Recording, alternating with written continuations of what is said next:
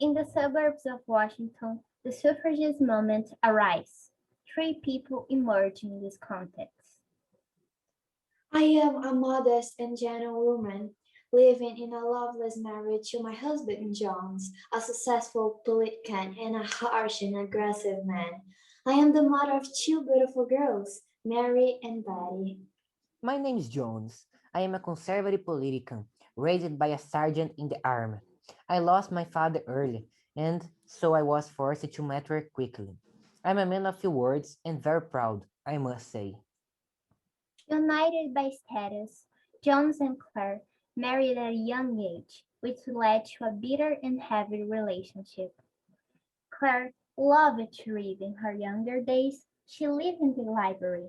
Her dream was to one day become an academic, and the habit to read never diminished with time.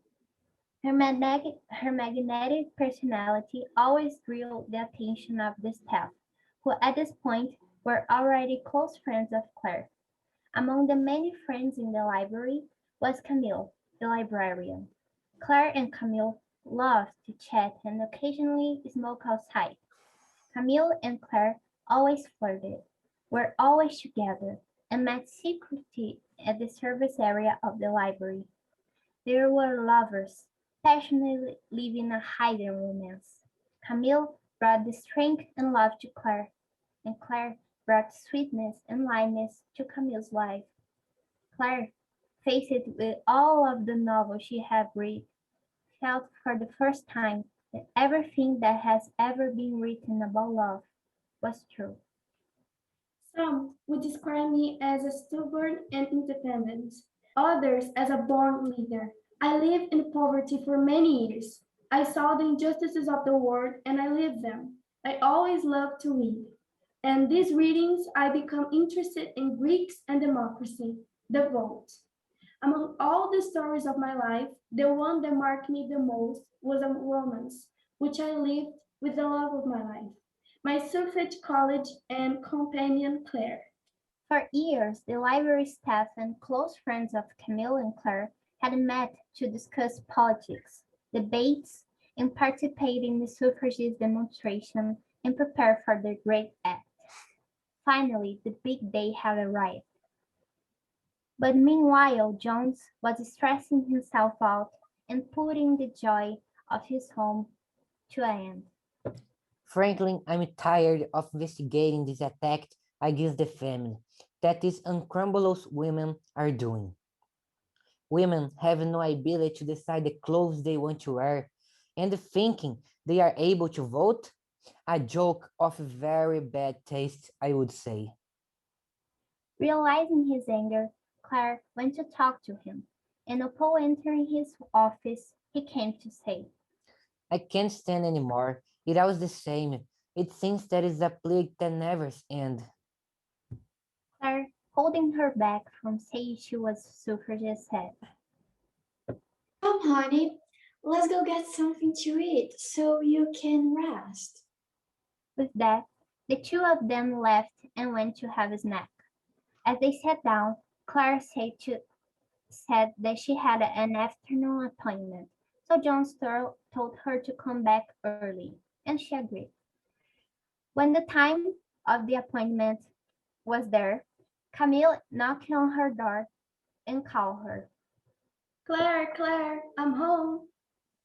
Upon hearing her voice, Claire smiled and went to meet her friend. As they got into the car, they began to talk. Are you ready? Of course, I have been dreaming about this for a long time. But you know it will be dangerous, and especially if your husband finds out. I don't care. It's about time I took a stand. As they arrived at the appointment place, Camille opened the car door and said, The time has come. We have arrived at the radio station. It's our moment. after a few seconds of silence, Claire answered. Let's go.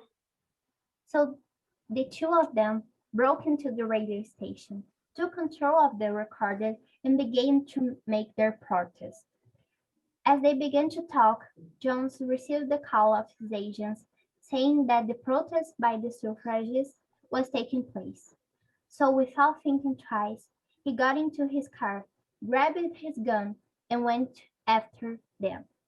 In the car, John started talking to himself. I don't believe.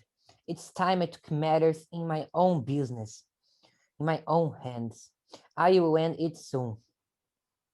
When he arrived at the radio station, he entered, pulled the trigger of his pistol, and without noticing who he was shooting. As he fired, Camille looked into Claire's face, and Claire looked into Camille's face. At that instant, the place went silent, and Claire fell to the ground with her bullet. Kneeling down, Camille shouted to Jones. What did you do?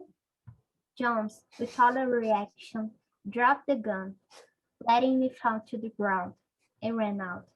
Camille, crying, said, Hang on, Claire, hang on. so Claire turned her eye and said, Fighting for love is good, but achieving it without a fight is better. Thank you for having met me.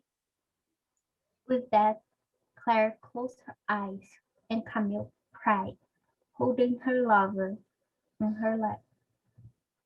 Months after shooting, Jones had found guilty and sentenced to 15 years in jail.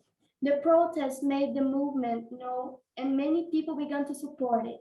I was elected as the first woman in politics, and with this, I created the Clare Law, guaranteeing women the right to vote.